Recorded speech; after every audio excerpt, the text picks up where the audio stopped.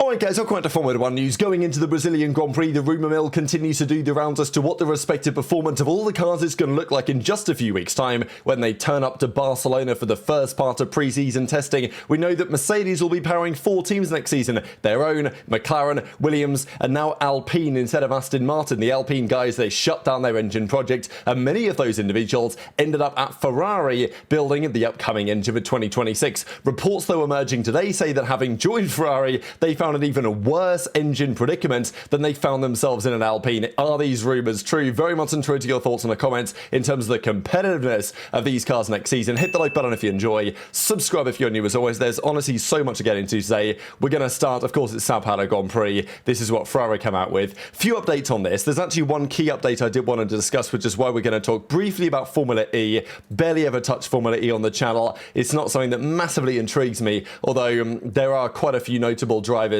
such as Dragovic going over to Formula E next season. The cars are going to be much more powerful now as well. Hopefully they're going to sound a bit better, I don't know. But Formula 2, Super Formula, other notable series. Formula E has not really had quite the power of those series, but now in attack mode, this new looking Formula E car is going to have near enough 850 horsepower. So it's not going to be far off in certain situations. Some of the F1 speeds, it's got more of that wing. The reason I wanted to mention it is just because of the tyres, because you can see here that they've got these grooved Bridgestone tyres that we used to have in Formula 1 back in the day. Of course, not quite the same. Now, I'm not saying we need to go back to groove tyres. I do think there would be some logic to thinking about Pirelli's position in that role. We know that there was not long ago a debate, a bidding war as to who was going to get that option. Turned out Pirelli got it again. Have they done the best job of building tyres? Look, I don't want to go back to a world where there's a tyre war. I think that causes a load of issues, certainly when it comes to, teams really pushing the boundary from a safety perspective, and one tyre manufacturer is always likely to do a slightly better job, which kind of compromises the other. But a world where there was a different tyre manufacturer, Pirelli, I wouldn't hate that world at all. This is another big drama of the day. Now, before you get all outraged about this, there is a lot of nuance to this situation, but it is very sad, whatever the cause of this. So, graves in New Zealand belonging to Bruce and Leslie McLaren have been apparently vandalized overnight. This is what that's looked like, and the immediate implication of this was, oh my god, this is some deranged fans who's like, I can't believe that McLaren are somehow sabotaging Piastri, so we're going to vandalize the grave of Bruce McLaren, who's been dead for 55 years and has nothing to do with the present predicament.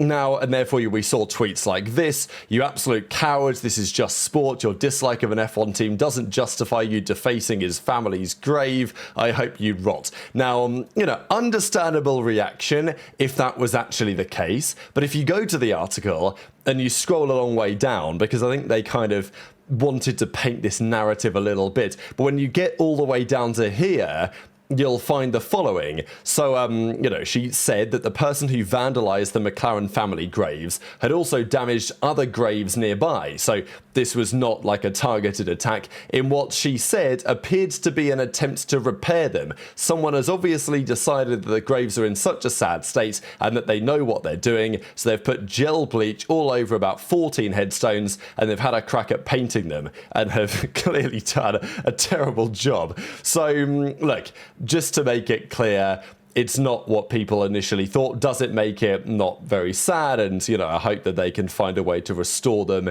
in a good regard. But this isn't the story that some initially thought that it might have been. Just one other quick thing I wanted to say on Alpine. Last year compared to this year, every team got faster around Mexico, some by not much. Red Bull was a 10th, Ferrari was a 10th, Aston was half a 10th. Some teams got way better, 2025 compared to 2024, such as even McLaren.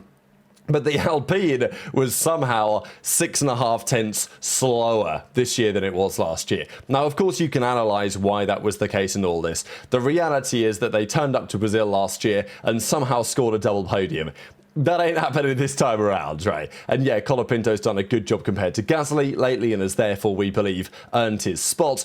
but it's very clear that Alpine gave up on this project a very long time ago. The question really is, what are they going to cook up next year? Because as we're going to see in a second when it comes to this engine stuff, maybe they made a mistake moving away from their engine project. There were actually rumours that, yes, their engine project 2022 to 2025 especially hasn't been really good. It's down on power by 20-30 horsepower compared to rivals, but there were rumours that actually for 2026 they were cooking up a solid engine, but the team decided to shut it down, buy Mercedes power instead, and let go all of those guys at the Viry-Châtillon facility. They needed to go somewhere else, and we'll discuss how that transpired in a second.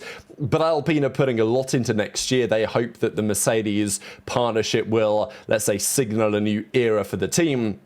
But also, they've got so much testing time. That's the key point I wanted to mention that I've not really heard too much talk about lately, but it is certainly relevant. Alpine for some time were, vying for 5th, 4th, kind of in that ballpark of the championship. This year they're dead last, and that is not going to change. So they have a ton of testing time for next year, way more than the other teams, which is going to be a relevant factor as time goes on. Couple of things on the Brazilian Grand Prix. This is poor Yuki Tsunoda turning up in Brazil, and there was no one waiting for the poor guy. Like, usually, I guess the team has someone who's like, all right, Yuki, come into the taxi and I'll take you to the hotel or whatever.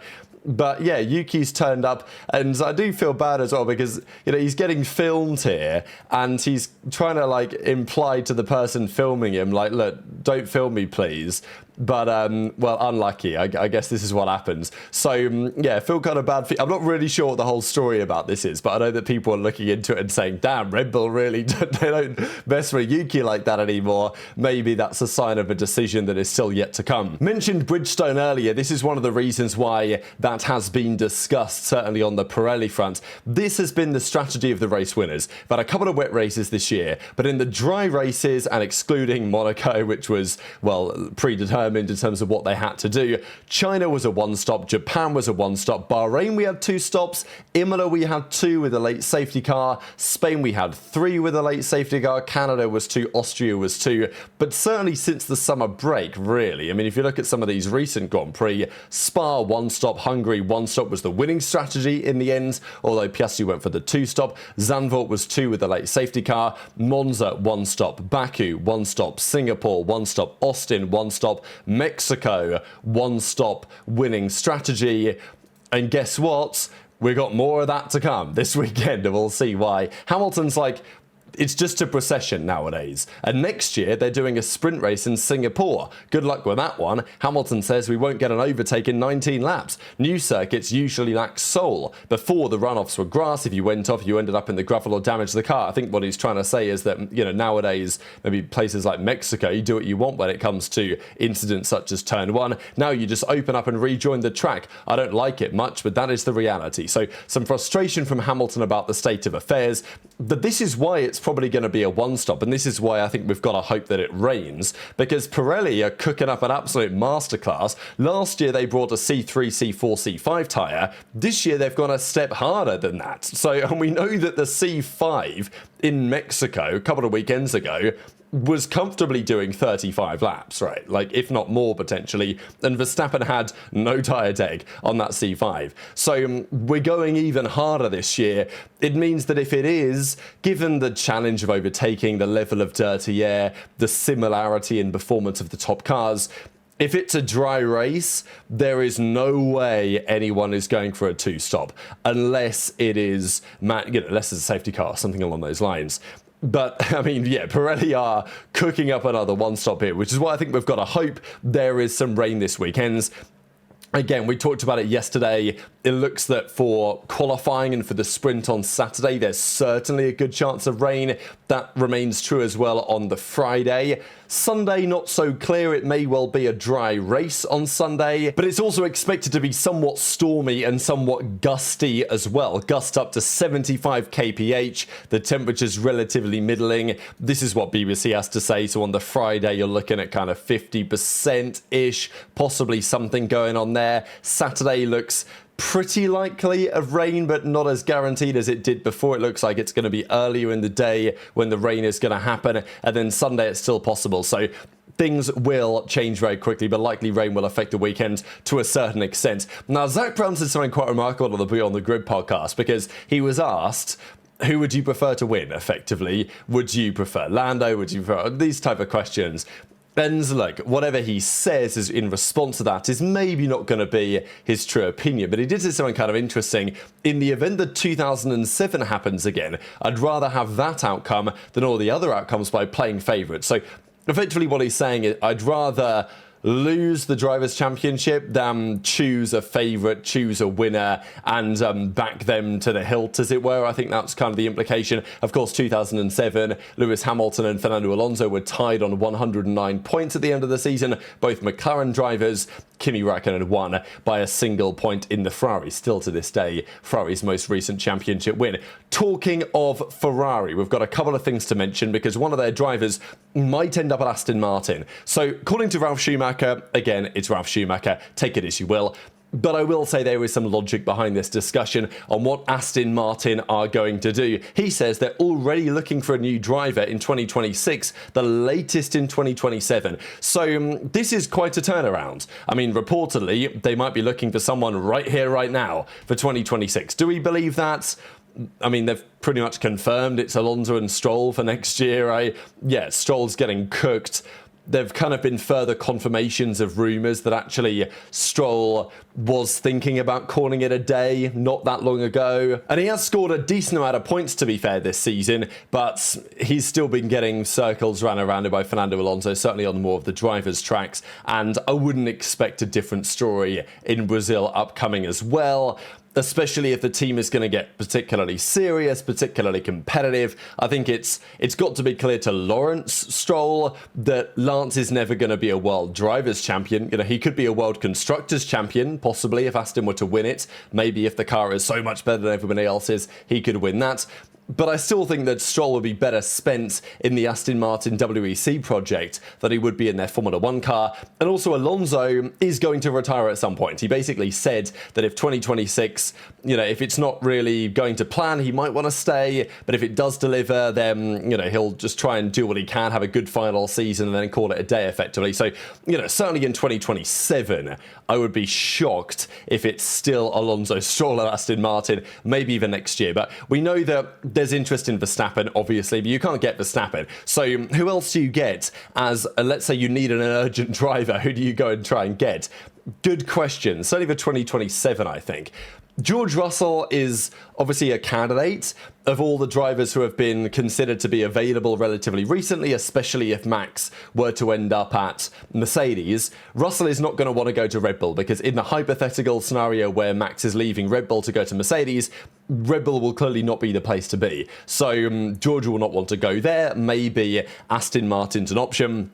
But Ralf Schumacher says that actually Oscar Piastri is a key candidate in addition to Charles Leclerc if he wants. Now, of course, Charles Leclerc is not going to rush away from Ferrari to go to Aston Martin for 2026. It would just be illogical. But after 2026, it's something that is worth thinking about. I think the Oscar Piastri one is also very interesting to me. We've heard a number of rumours about Piastri ending up at Ferrari or ending up at Aston Martin or some sort of other team. Even Red Bull, there were some rumours linking Piastri over there at some time. It just feels like it's quite plausible that Webber and McLaren, or exactly what's going on, do not really see or do not really believe that having Piastri alongside Norris in that team for a long time is really the right idea, especially if Norris closes out this championship. There might be a feeling that, well, Piastri, you know, he's not the favoured man. He needs to go to his own team or whatever, something like this. And I can see the logic in that to a certain extent as well. Something to think about going into the upcoming seasons. But let's talk about Ferrari, because lots of questions on how they're going to do in Brazil. It's not been a good few weekends for them really in recent years around this circuit. And they turn up with a car which is not expected to do much either. So the talk is about next year, 2026. Are Ferrari going to hit the ground running? We've talked Aston. We know that Mercedes are going to have a strong power unit. I mean, there was even talk recently that they have numbers associated with their power output of that car compared to the Audi engine, let's say, which is going to be 25, 30 horsepower down. That's only on the internal combustion unit as well. That was the key rumour. We don't really know much about the other engines, but the engines are going to be so critical next year. Unbelievably critical to the success of next year's cars. The feeling is that some of them, let's say the Red Bull, might be quite powerful, but on current dyno testing, relatively unreliable. The integration between the hybrid, the electrical components, and the main ICE is going to be a key challenge as well. Not heard much about Ferrari. The only rumour I can say on Ferrari is that, you know, Shell, they make their fuels, right? And we know that we've got e-fuels coming out of Aramco, coming out of Petronas, right? And these other manufacturers. I think Shell are going down the biofuel route, so it's slightly different. There is a question on whether they are going to nail it, because if they don't, that is going to have performance compromises. But maybe their engine is just cooked anyway, right? So an interesting article comes out today. Let me just go through it real quick. As I said earlier in the video, Alpine closed their F1 engine division. That meant that loads of those guys were bought or signed, whatever, to a different team. And a lot of those ended up at Ferrari, right?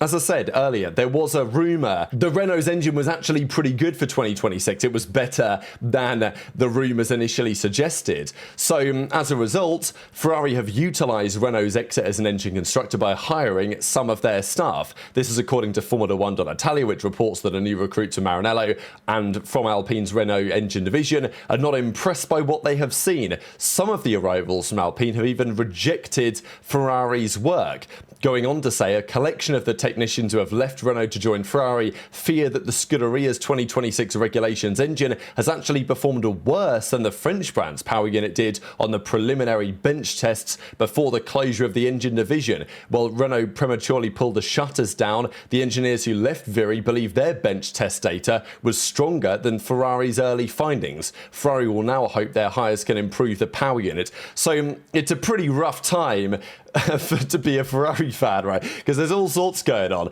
Rumours over the last few days about Leclerc out of the team. We've even seen another example right there, obviously. We'll talk about Aston Martin, Hamilton, Behrman, you know, all sorts of other names flying around. The return of Sainz has been potentially lauded as well, although I think that's relatively doubtful, although not entirely impossible. And then there's talk about next year's car, the change to pushrod rear suspension, taking some risk on the other elements of the car, right? But we know that whatever they do aerodynamically, the engine is still going to be a critical component, as is the fuel, as I've just discussed. But apparently Renault think that, damn, if Alpine kept our plan open, we'd have a better engine than Ferrari, which is pretty problematic. Now, there's no engine freeze here, right? You just keep developing. If you can, you just keep going. And maybe this is perfect in many respects. The engineers have joined from Renault. They were like, damn, our engine was a bit better. We need to try this, we need to try that, and all this. The concern that some arrivals from Alpine, though, rejected Ferrari's work and said, yeah, this is terrible. Like, we need to change this, is a little bit problematic, maybe very problematic indeed, especially because there's a feeling that Mercedes have, you know, led the way for some time in behind the scenes developments and seemingly not really encountered any hiccups, whereas it does appear that Ferrari may have some hiccups, right? So, you know, time will tell what that really means for next year, but intrigued to your thoughts as ever in the comment section below. Just a couple of final things to mention. We talked about it going into the Mexico City Grand Prix, that Piastri had a very difficult time there for the preceding 2 years. That is also true in Brazil.